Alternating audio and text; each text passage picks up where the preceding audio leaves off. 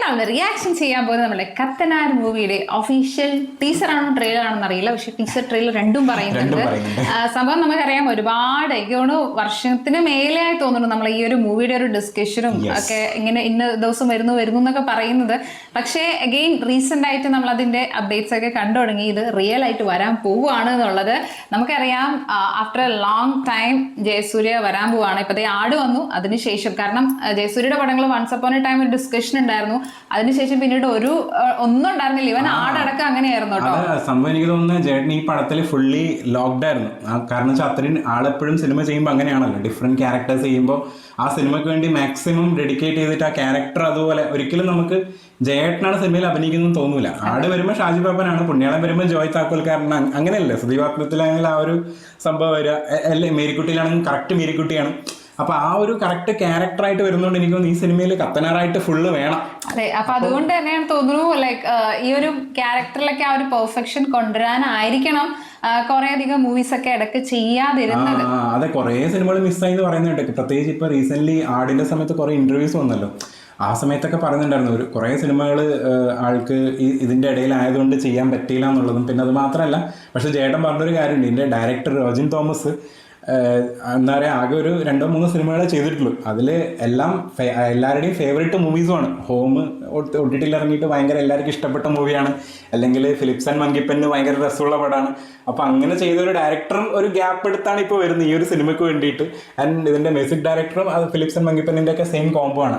Rahul സുബ്രഹ്മണ്യാണ് music director ചെയ്യുന്നത്. And അതുപോലെ തന്നെ ക്യാമറമാൻ ആണെങ്കിലും ഏകദേശം സെയിം കോംബോ. നമ്മൾ ഇപ്പോൾ പെട്ടെന്നാട്ടോ കണ്ടത് ഇത് വന്നുള്ളത്, കാരണം അത് പിന്നത്തേക്ക് വെച്ചിട്ടുണ്ടെങ്കിൽ അഗെയിൻ അത് നടക്കില്ല. പിന്നെ നമുക്കറിയാം അനുഷ്ക ഷെട്ടി, അനുഷ്ക ആണെങ്കിൽ ഇപ്പൊ റീസെന്റ് വേറെ പുള്ളിക്കാരത്തെയും വേറെ പടങ്ങൾ ചെയ്യുന്നില്ല അല്ലേ.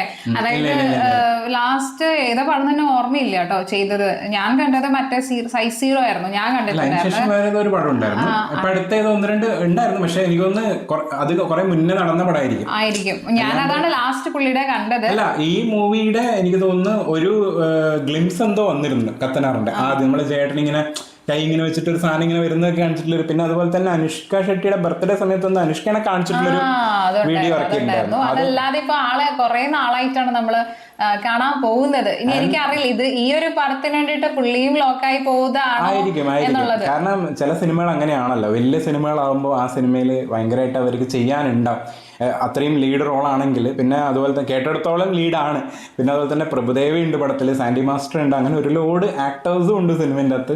ഭയങ്കര എക്സ്പെക്ടേഷനാണ്, കാരണം ലോക ഇറങ്ങിയിട്ട് ആ ഒരു ഹൈ റേഞ്ചിൽ വരുന്ന പിന്നൊരു പടമാണ്. ആ ടൈമിൽ തന്നെ ഇറങ്ങണമായിരുന്നു ലോക സമയത്തൊക്കെ. ആ ടൈമിൽ എനിക്ക് തോന്നിയത് അതിലൊരു കത്തനാർ റെഫറൻസ് ഉണ്ടല്ലോ, അത് ആ ടൈമിൽ ഇറങ്ങിയിരുന്നെങ്കിൽ കുറച്ചുകൂടി നന്നായിരുന്നേ തോന്നുന്നു. നമ്മൾ ആ സമയത്ത് ലോക ഇറങ്ങി, കാരണം ലോക വാസ് കംപ്ലീറ്റ്ലി അൺഎക്സ്പെക്ടഡ് ആയിട്ടുള്ള ഒരു മൂവി ആയിരുന്നു ഇല്ലേ. കാരണം നമ്മൾ അങ്ങനെ ആവുന്ന പ്രതീക്ഷയില്ല. അതായത് ലോക ഓക്കെ പടം വരുന്നുണ്ടെന്ന് നമുക്ക് അറിയായിരുന്നു, പക്ഷെ അതിന്റെ ട്രെയിലറെ കണ്ടപ്പോൾ ഏകദേശം നമുക്ക് മനസ്സിലായി ഇത് സംഭവം നമ്മളൊരു കത്തനാർ വൈബൊക്കെ എവിടെയൊക്കെ ഉണ്ടല്ലോ എന്നുള്ളത്. നമ്മൾ കത്തനാറാണ് ശരിക്കും പ്രതീക്ഷിച്ചത് ഇൻസ്റ്റെഡ് ഓഫ് ലോക.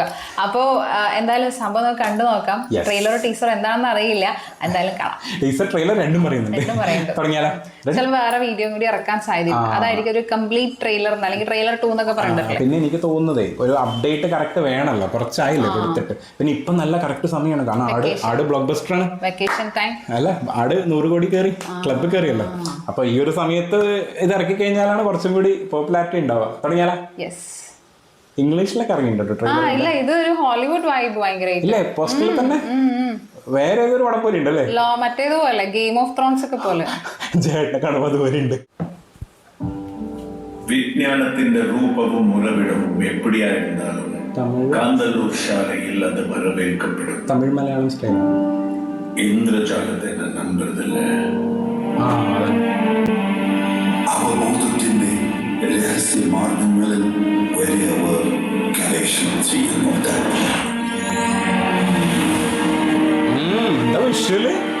யாரோட நினைவுகளும் எட்டாலும் எல்லாரும் அசந்து பார்க்க போற மாதிரி ஒரு மாயாஜாலம். തമിഴ് മിക്സ് ചെയ്യുന്നുണ്ടല്ലേ മലയാളത്തില്? நம்ம ஆன்மாவோட கலந்து நம்ம நினைவுகளோடு சங்கமிக்க போகிற ஒரு நிகழ்வு.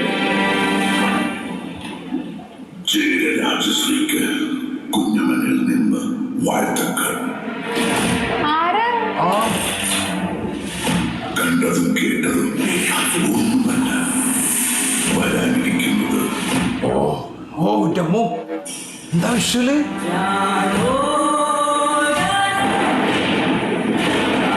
ആപത്ത് കാലത്ത് വരുന്ന അതിമനുഷ്യൻ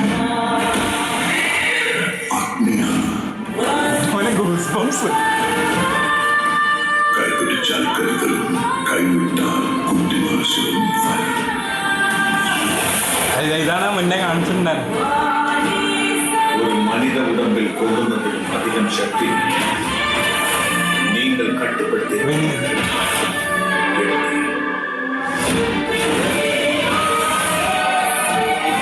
നിങ്ങൾ പറയുന്നത് വിശ്വസിക്കുന്നു.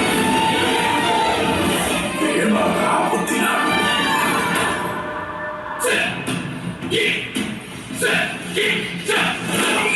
ഓ ആ ഷോട്ട് മാജിക്കോ സണ്ണത്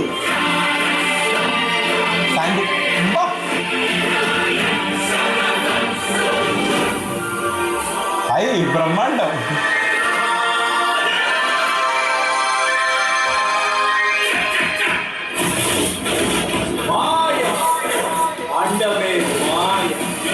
ഓ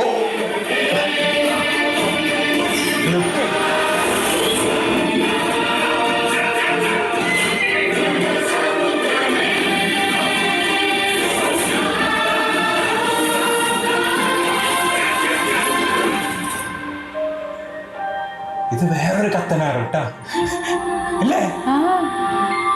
അനുഷ്ക എന്താ ഭംഗി.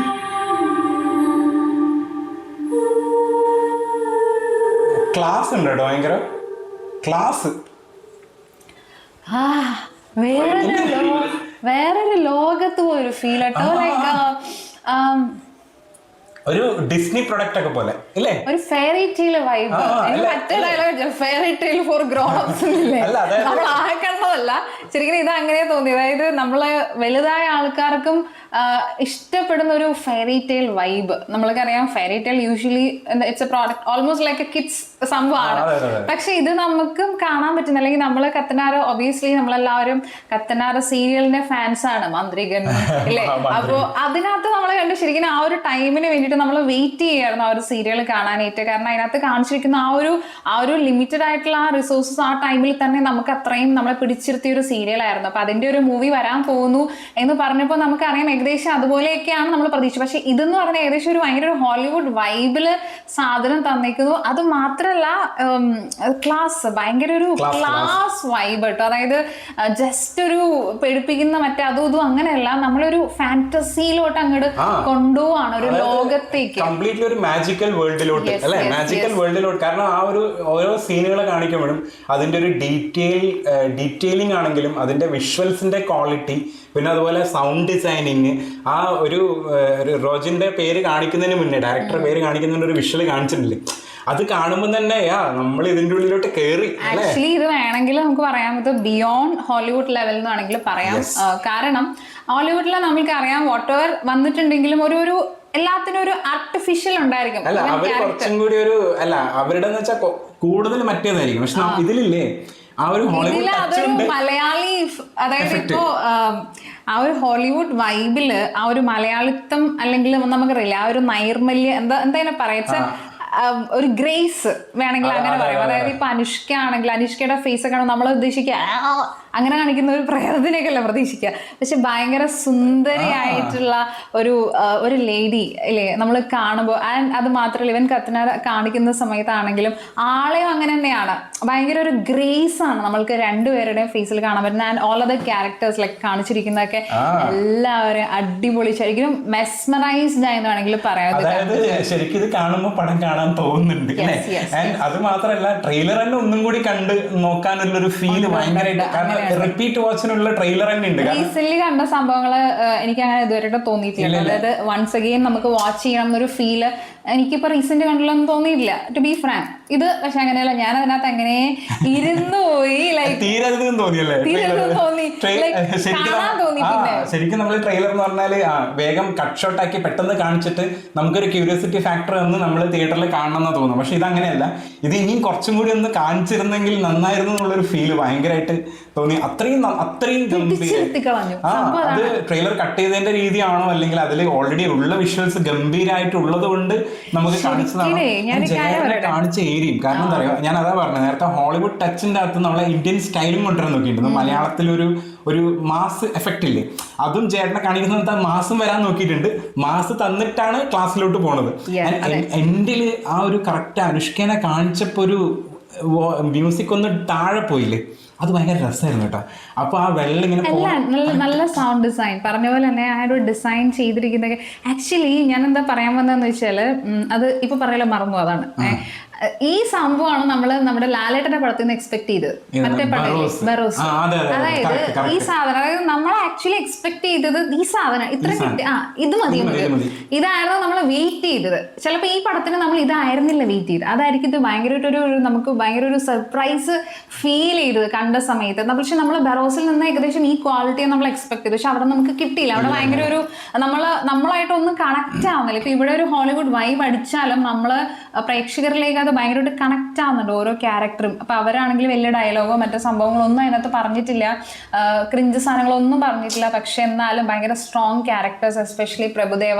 നമുക്കറിയാം നമ്മളുടെ മറ്റേ പടമില്ലേ ഉറുമി പടത്തിൽ എത്രത്തോളം ഇമ്പോർട്ടൻസ് ആയിരുന്നു പ്രഭുദേവയ്ക്ക് ഉണ്ടായിരുന്നത്. ബിക്കോസ് ആ ഒരു പടം അങ്ങനെയാണ്, ഫിസിക്കൽ എന്താ പറയാ മൂവ്മെന്റ്സിനൊക്കെ ഭയങ്കര ഇമ്പോർട്ടൻസ് ഉള്ള ഒരു പടമാണ്. അതിനകത്ത് എസ്പെഷ്യലി ആര്യ ആൻഡ് വേറൊരു സാധനം ശ്രദ്ധിച്ചാ, കാസ്റ്റ് എടുത്തിരിക്കുന്നതൊക്കെ ഡാൻസേഴ്സ് ആയിട്ടുള്ള ആൾക്കാരാണ്. പ്രഭുദേവയാണെങ്കിലും നമ്മുടെ സാൻഡി മാസ്റ്റർ ഡാൻസർ, അനുഷ്ക നന്നായിട്ട് ഡാൻസ് ചെയ്യും. അത് പിന്നെ ജയേട്ടനാണെങ്കിലും ഓൾറെഡി ഫ്ലെക്സിബിൾ ആണ്, എന്ത് ചെയ്യാനും. അനുഷ്ക അല്ല, ഇവൻ ജയേട്ടനാണെങ്കിലും അങ്ങനെ തന്നെ എന്തും ചെയ്തോളും. അപ്പോ ഇവരൊക്കെ കറക്റ്റ് ആ ഒരു കാസ്റ്റിംഗിലുണ്ട്. വിനീതേട്ടൻ ഡാൻസർ. അത് ചിലപ്പോ അങ്ങനെ ആയിരിക്കും കേട്ടോ. കാരണം അതായത് അവർക്ക് എന്ന് വെച്ചാൽ കുറെ ഡയലോഗ്സ് ആയിരിക്കില്ല ഇതിനകത്ത്, മാജിക്കല്ലേ വരുന്നത്. ഇപ്പൊ നമുക്ക് തന്നെ ആ ഉറുമിയിൽ അറിയാം, നമ്മളുടെ പ്രഭുദേവ് വന്ന സമയത്ത് എന്തായിരുന്നു ആ ഒരു എക്സ്പ്രഷൻ ഒക്കെ, എന്തായിരുന്നു ഇങ്ങനെ കണ്ണൊക്കെ മുടിച്ചിട്ട് ചെറിയ സ്ഥലത്ത് എന്താ പറയാ പൃഥ്വിരാജിനെ നമ്മൾ ചെറുതായിട്ട് മറന്നുപോയി വേണമെങ്കിൽ പറയാം. ഇവർ രണ്ടുപേരും ക്രഷ് അടിച്ചു പോയ പടമാണ് ഉറുമി, ആര്യ. ഓ മൈ ഗോഡ്, ആ സമയത്തുള്ള ഗേൾസ് ഒക്കെ എസ്പെഷ്യലി ഈ ഒരു ഉറുമി കണ്ടിട്ട് നമ്മൾ ശരിക്കും പൃഥ്വിരാജിനെയാണ് ആ സമയത്ത് ഭയങ്കര ഒരു ക്രഷ് ആയിട്ട് കണ്ടിരുന്നത്. പക്ഷെ ഉറുമി കണ്ടതിന് ശേഷമാണെങ്കിൽ ഭയങ്കര ഒരു ആ ഒരു ഹെഫ്റ്റി ലുക്കും ഒക്കെ നമ്മൾ കാണുമ്പോൾ ഭയങ്കര ഒരു എല്ലാവരുടെയും ഒരു ക്രഷ് ആയിരുന്നു. ആര്യാന്ന് തന്നെയായിരുന്നു പറഞ്ഞത്. നമ്മൾ അദ്ദേഹത്തിന് വേറെ പടങ്ങളൊന്നും അല്ല പറയാം, ഈ പടത്തിലൂടെയാണ് എല്ലാവർക്കും ഇഷ്ടപ്പെടുക. അതുപോലെ തന്നെയാണ് ഈ പടം, പ്രത്യേകിച്ച് സാൻഡി മാസ്റ്ററൊക്കെ ഇതിനകത്ത് കാണിക്കുമ്പോൾ ആ ഒരു ലോഗയുടെ ഒരു റെഫറൻസ് നമുക്ക് കിട്ടുന്നുണ്ട്. അതായത് ലോഗ നമ്മളെ കണ്ട് അദ്ദേഹം അതിനകത്ത് ആ ഒരു പെർഫോമൻസ് കണ്ടതുകൊണ്ട് ഇതിൽ നമ്മൾ അത് കാണുമ്പോൾ ഒരു കണക്ഷൻ കിട്ടുന്നുണ്ട് എന്നുള്ളതാണ്. പിന്നെ പടം എനിക്ക് തോന്നുന്നു ആകെ എനിക്കെന്ന് വെച്ചാൽ ആ തമിഴ് കുറെ ഡയലോഗ് മനസ്സിലായില്ല, എനിക്ക് അങ്ങനത്തെ ഒരു ഫീൽ ചെയ്തു. അല്ല, അതെന്താ വെച്ചാൽ മറ്റേ ടൈപ്പ് ഡയലോഗ് പറയുന്നുണ്ട്. അവിടെ സൗണ്ട് ഡിസൈൻ അവിടെയും ഡിഫറെന്റ് ആണ്, കുറച്ചൊരു ബാസ് കൊടുത്താണ് സംസാരിക്കുന്നത്. പിന്നെ വിനീതേട്ടന്റെ സൗണ്ട് ഇറങ്ങില്ലേ, കുറച്ച് ബാസ് കൂടി, അതുകൊണ്ടല്ലേ ലൂസിഫറിൽ മറ്റേ ഡബ് ചെയ്തത്. അപ്പൊ ഇവിടെ ഈ മലയാളം പറയുന്ന സ്ഥലത്തൊക്കെ വിനീതേട്ടനാണ് പറഞ്ഞോണ്ടിരിക്കുന്നത്, അതുകൊണ്ട് നല്ല ബാസിലാണ് സംസാരിക്കുന്നത്. ഇടയ്ക്ക് വെച്ചിട്ട് ഞാൻ മറ്റേ വിഷ്വൽ കാണുന്നതിന്റെ ഇടയ്ക്ക് ഇത് ശ്രദ്ധിക്കാതെ വിഷ്വലിലോട്ട് പോയതുമായിരിക്കും. ഞാൻ രണ്ടും കൂടി മിക്സ് ചെയ്തിട്ടാണ് കണ്ടുകൊണ്ടിരുന്നത്. പിന്നെ ജയേട്ടൻ ഓൾറെഡി ഇന്നലത്തെ ഈ പടത്തിന്റെ ട്രെയിലർ വരാൻ പോകുന്നു പറഞ്ഞപ്പോൾ ഒരു കുഞ്ഞ് വീഡിയോ ക്ലിപ്പ് വന്നിട്ട് ഞാൻ കണ്ടായിരുന്നു. അപ്പോൾ ആ വീഡിയോ ക്ലിപ്പിൽ പറഞ്ഞായിരുന്നു, നമ്മൾ സ്ഥിരം പണ്ട് മുന്നിലേ കണ്ടിട്ടുള്ള ഒരു കത്തനാർ സീരിയലും സംഭവങ്ങളൊക്കെ ഉണ്ടല്ലോ, അതല്ല ഇത് ഓൾറെഡി ആൾ പറഞ്ഞിട്ടുണ്ട്. അതായത് വേറൊരു ഡിഫറെന്റ് സംഭവമാണ് പറയാൻ വേണ്ടി പോകുന്നത്. കാരണം സെയിം പറഞ്ഞു കഴിഞ്ഞാൽ അതിനൊരു ഇത് ഉണ്ടാവില്ലല്ലോ, അതിലും എന്തെങ്കിലും ഒരു മാറ്റം കൊണ്ടുവരണമല്ലോ. എന്തായാലും അടിപൊളിയായിരുന്നു. നമ്മള് എന്താ പറയാ യൂഷ്വൽ ജയസൂര്യ എന്താ പറയാ മറ്റേ ബോഡി ലാംഗ്വേജ് ഉണ്ടായിരുന്നില്ല ഇതിനകത്ത്. അതായത് നമ്മൾ അത് ഇപ്പൊ ഇല്ല കേട്ടോ, വൺസ് അപ്പോൺ എ ടൈം ഉണ്ടായിരുന്നു പണ്ട്. അതെന്താ സംഭവം എന്നറിയോ? ബിക്കോസ് നമ്മള് ഞാനൊക്കെ സ്കൂളിലൊക്കെ പഠിച്ചിരിക്കുന്ന സമയത്താണ് ജയസൂര്യയുടെ കുറെ അധികം മൂവീസ് ഒക്കെ ആ സമയത്ത് ഇഷ്ടംപോലെ ഗേൾസ് എഗെയിൻ ക്രഷ് ഉണ്ടായിരുന്നു ജയസൂര്യ എന്ന് പറയുന്ന ഒരു ആക്ടറിന്. അപ്പൊ ആ സമയത്ത് എന്ന് പറയുന്നത് നമുക്ക് അറിയാം, എല്ലാ പടത്തിലും അദ്ദേഹം ചില സമയത്ത് റിപ്പീറ്റഡ് അടിക്കുന്ന കുറെ അധികം ജസ്റ്റേഴ്സ് ഉണ്ട്. അദ്ദേഹത്തിന് ഒരു ജസ്റ്റേഴ്സ് ഉണ്ട്, എല്ലാ പടത്തിലും അത് ഉണ്ടാവും, കാണാൻ പറ്റും. പക്ഷെ ഇപ്പൊ വരുന്ന മൂവീസിലൊന്നും അങ്ങനെയില്ല. ഷാജി പാപ്പനാണെങ്കിൽ അത് ഷാജി പാപ്പനാണ്. ആൻഡ് വേറെ ഇപ്പൊ നമ്മള് വേറെ പടത്തിന് അപ്പൊ അത് ആള് തന്നെയാണ്. അല്ലാണ്ട് ജയസൂര്യയുടെ നമ്മൾ കരുതുന്ന യൂഷ്വൽ സംഭവങ്ങളില്ല. പ്രത്യേകിച്ച് ഇതിനകത്ത് അങ്ങനെ ഒരു ടച്ചേ വരുന്നില്ല. ഇതിനകത്ത് പക്കാ ഒരു ഒരു നമ്മൾ പറയില്ലേ, ഒരു വേറൊരാള്, ആ ഒരു വൈബ്. നീ പറഞ്ഞ ആ ഒരു ജസ്റ്റർ സാധനങ്ങളില്ലേ, ജയേട്ടൻ അത് ഏകദേശം ഒരു കോക്ടെയിലോട്ട് വിട്ടാണ്. കോക്ടെയിലോട്ട് ഇല്ല, അതുകൊണ്ട് ഞാൻ കുറെ പടം കണ്ടിട്ടില്ല സംഭവം. അതായത് കോക്ടെയിലിന് മുന്നേ വരെയാണ് ഈ ജയേട്ടന്റെ ഒരു മറ്റേ സാധനം ഉള്ളത്. ഏത് ഈ ചില സിനിമകളിൽ റിപ്പീറ്റ്. കാരണം എന്താ വെച്ചാൽ ആള് കുറെ കോമഡി റോൾ ചെയ്തിട്ടുണ്ട്, സഹനടനായിട്ടൊക്കെ കുറെ സിനിമയിൽ വന്നു. സെക്കൻഡ് റോൾ കുറെ വന്നിട്ടുണ്ടല്ലോ, പ്രത്യേകിച്ച് രാജുവേട്ടൻ്റെ കൂടെ തന്നെ ഒരുപാട് സിനിമയിൽ വന്നിട്ടുണ്ട്. അപ്പൊ ആ സമയത്ത് റിപ്പീറ്റ് അടിച്ച കുറെ സാധനങ്ങളുണ്ടായിരുന്നു. പക്ഷെ എനിക്കൊന്ന് കോക്ടെയിൽ ഇട്ടിട്ട് ആള് ക്യാരക്ടറിനെ ഷിഫ്റ്റ് ചെയ്തല്ലോ. എല്ലാ സിനിമയും ഡിഫറെന്റ് ആണ്. അപ്പൊ ഇപ്പൊ ചെയ്യുന്നൊക്കെ വേറെ ലെവലാണ്, ഒന്നും പറയാനില്ല. അത്രേ ഉള്ളൂ. ഒരു പ്രാവശ്യം കൂടി കാണാൻ തോന്നുന്നു. ഞാൻ റെഡി ആയിട്ടൊന്നുമല്ല വന്നത്. കാരണം വെച്ചാൽ നമ്മള് യൂഷ്വലി വരുന്ന സമയത്ത് കുറച്ച് മേക്കപ്പ് അല്ല, കുറച്ച് റെഡിയാക്കി ആയിട്ടാ വരാറ്. പക്ഷെ ഇത് നമ്മളിപ്പോ ചെയ്തില്ലെങ്കിൽ ചിലപ്പോൾ ചെയ്യില്ല. അതുകൊണ്ടാണ് നമ്മൾ പെട്ടെന്ന് വന്നിട്ട് ചെയ്തത്. നല്ല ചൂടാണ് നമുക്കറിയാം. പക്ഷെ എന്തായാലും ഇത് ഞാനിത് കണ്ടു കഴിഞ്ഞിട്ട് വൺസ് അഗെയിൻ കാണും. അതിനുള്ള സംഭവം ഉണ്ട്. അപ്പൊ നിങ്ങളുടെ അഭിപ്രായം പറയാം. അടുത്ത വീഡിയോയിൽ കാണാം.